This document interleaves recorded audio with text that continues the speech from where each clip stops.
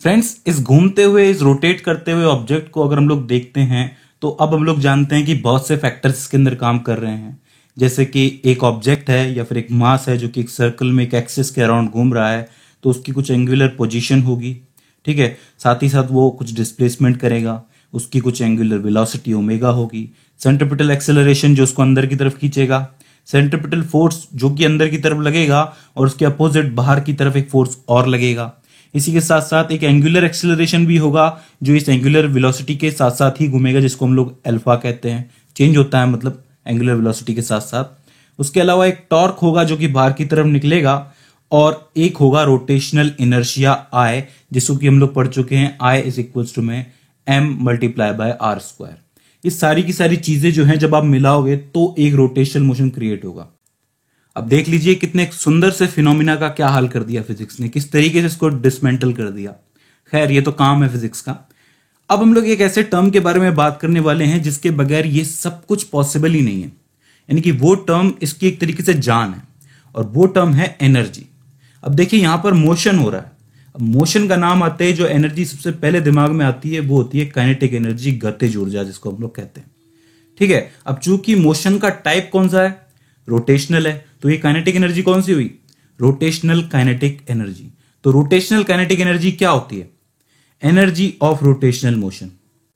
तो अब आप लोग कहेंगे कि ये तो सोशल स्टडीज के आंसर वाली बात हो गई कि rotational kinetic energy is equals to energy of rotational motion. तो देखिए ये इतना ही आसान है, बहुत ज्यादा हार्ड नहीं है। देखिए समझिए कि लीनियर मोशन के अंदर क्या होता था कि हमारे पास एक सिंपल सा ऑब्जेक्ट है जिसके अंदर है मास m, और उस पर न्यूटन सेकंड लॉ लगाओगे यानी कि F लगाओगे तो वो अपने स्टेट ऑफ मोशन को चेंज करेगा। स्टेट ऑफ मोशन को चेंज किया मतलब अपनी पोजीशन को चेंज किया है टाइम के साथ साथ। पोजीशन का चेंज हुआ है तो मतलब वेलोसिटी आई है। तो वेलोसिटी आ गई मास के अंदर, क्या हुआ, एनर्जी क्रिएट हो गई, काइनेटिक एनर्जी, यानी कि K is equal to 1/2 mv²। मालूम है, बहुत सिंपल सी चीज है।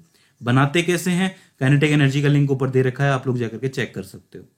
अब बात करते हैं रोटेशनल मोशन की, कि कोई मास है जो कि एक्सिस के आसपास घूम रहा है, मोशन का टाइप चेंज हो गया है तो कुछ चीजें और बदलेंगी, यानी कि KROT लिख रहा हूं मैं ताकि रोटेशनल मोशन कंफ्यूज ना हो। और यहां पर ये जो मास है इसकी जगह ले लेगा इनर्शिया आई। आई क्या होता है, हमने रोटेशनल इनर्शिया के अंदर पढ़ा है कि द इफेक्ट ऑफ मास। ठीक है, इफेक्ट ऑफ मास को हम लोग इनर्शिया कहते हैं। ठीक है, इनर्शियल मास कहते हैं। बिल्कुल सेम सी चीजें हैं, बिल्कुल कोई खास फर्क नहीं है। और यहां पर v² की जगह कौन ले लेगा, ओमेगा², क्योंकि ये एंगुलर वेलोसिटी है। तो KROT is equal to 1/2 I omega. तो आप लोग बोलोगे कि सर सेम से फॉर्मूले हैं, सेम चीज है, तो मैं कहूंगा तो एनर्जी होती है, एनर्जी बदलती थोड़ी है। हाँ, ट्रांसफॉर्म जरूर होती है, एक फॉर्म से दूसरे फॉर्म में जरूर जाती है, लेकिन फिर भी सवाल ये उठता है कि ये रोटेशनल काइनेटिक एनर्जी दूसरी काइनेटिक एनर्जी से डिफरेंट किस तरीके से। बहुत अच्छा सवाल है, बहुत ध्यान से समझने की चीज है कि जब भी कोई लीनियर मोशन होता है किसी ऑब्जेक्ट का, तो ऑब्जेक्ट का जो सेंटर ऑफ मास है वो भी मोशन करता है, हमें मालूम है। ठीक है, अगर ये यहां से यहां तक गया है तो इसकी जो एनर्जी है इस सेंटर ऑफ मास को यहां से यहां तक मोशन करा के लेके गई है। लेकिन बात जब रोटेशनल मोशन की आती है तो जो बॉडी होती है या ऑब्जेक्ट होता है उसका सेंटर ऑफ मास है वो क्या कर रहा होता है, वो स्टेशनरी रहता है। जी हाँ, वो स्टेशनरी रहता है। जब भी कोई ऑब्जेक्ट घूम रहा है, अगर आप बिल्कुल जूम करके देखोगे इस ऑब्जेक्ट के अंदर तो आप पाओगे कि इसका सेंटर ऑफ मास तो बिल्कुल फिक्स है। भाई फिक्स एक्सिस के अराउंड जो मोशन होता है उसे तो हम लोग रोटेशनल मोशन कहते हैं। तो यानी कि रोटेशनल मोशन में सेंटर ऑफ मास फिक्स होता है, स्टेशनरी होता है। अब आप लोग कहोगे कि इससे क्या फर्क पड़ता है सर, तो बहुत सिंपल सी बात है कि अगर सेंटर ऑफ मास में कोई लीनियर वेलोसिटी नहीं है, मतलब वो आगे नहीं बढ़ रहा है, तो उसके आसपास का जुड़ा हुआ जो मास है, बाकी मास है, ये भी आगे नहीं बढ़ सकता।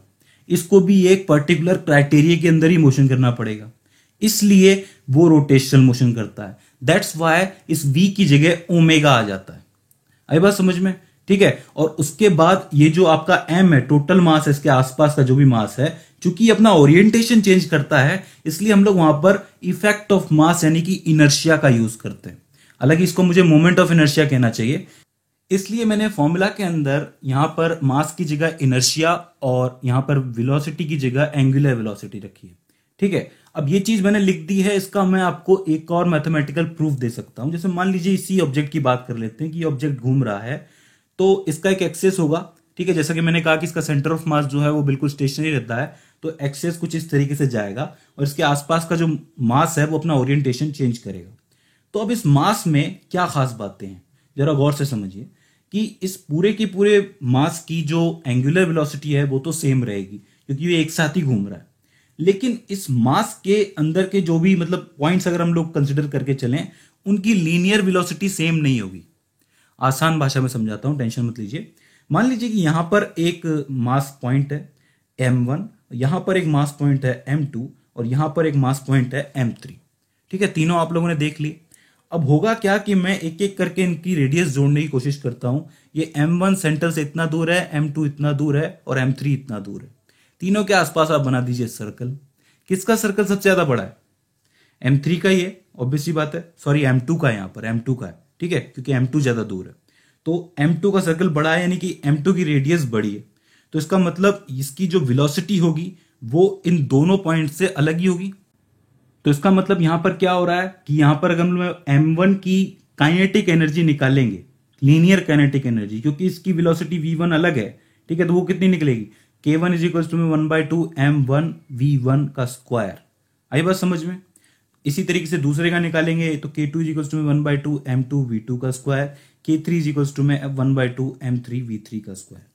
ठीक है, बहुत बड़ा गणित नहीं है। देखिए, 3 पॉइंट्स मैंने माने, तीनों अपने अपने रेडियस के हिसाब से मोशन कर रहे हैं, इसलिए तीनों की अपनी अपनी लीनियर वेलोसिटी होगी। अब सबकी अपनी अपनी लीनियर वेलोसिटी है, सबका अपना अपना मास है, तो इस हिसाब से सबकी अपनी अपनी काइनेटिक एनर्जी भी हुई। ठीक है, तो तीनों मैंने निकाल दी। अब देखिए, हमने एक रिलेशन पढ़ा था ओमेगा और वी के बीच में, यानी कि एंगुलर वेलोसिटी और आपकी लीनियर वेलोसिटी। वो क्या था? ओमेगा इजिकल्स टू में वी अपॉन में आर। आपको याद होगा अगर आप लोग ये सीरीज ढंग से देखते आ रहे हैं तो यहां से अगर मैं v की वैल्यू निकालना चाहूं तो v इजिकल्स टू में ओमेगा आर निकल के आएगी।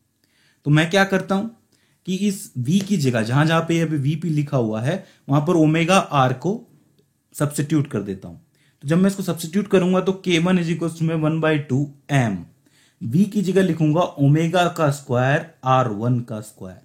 तो आप ये मत बोलना कि ओमेगा 1 होना चाहिए, क्योंकि मैं बता चुका हूं कि सबकी एंगुलर वेलोसिटी तो सेम ही रहेगी, लीनियर वेलोसिटी अलग अलग रहेगी।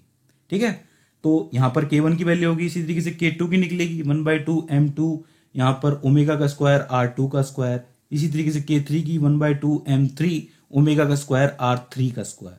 ठीक है, तीनों हमारे पास निकल के आ गए। तो अब तीनों का मैं जोड़ना चाहूं, मतलब टोटल निकालना चाहूं काइनेटिक एनर्जी, तो k इज इक्वल्स टू में k1 plus k2 plus k3, इसी तरीके से आगे तक चलिए।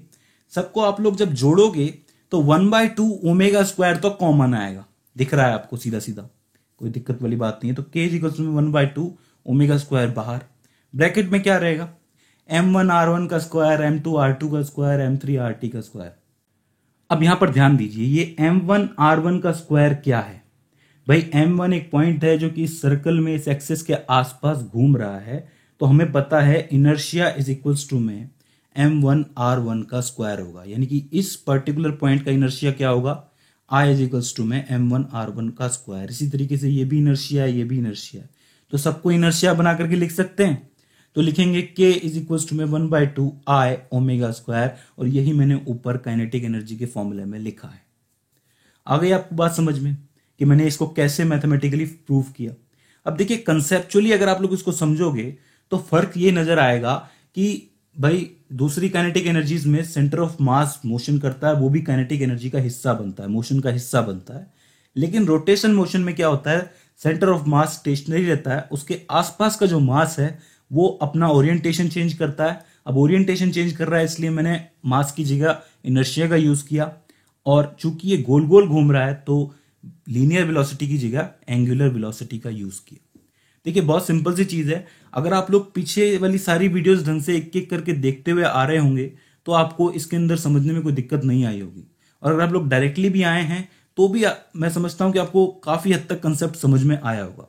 इसके बाद भी इसके अंदर आपको कोई दिक्कत आती है, कोई क्वेरी आती है, कोई सवाल आता है, या फिर हमसे कोई गलती हो जाती है, तो प्लीज आप हमें कमेंट सेक्शन के जरिए पूछिए। सो फ्रेंड्स, आज की इस वीडियो के अंदर बस इतना ही। सी यू इन द नेक्स्ट।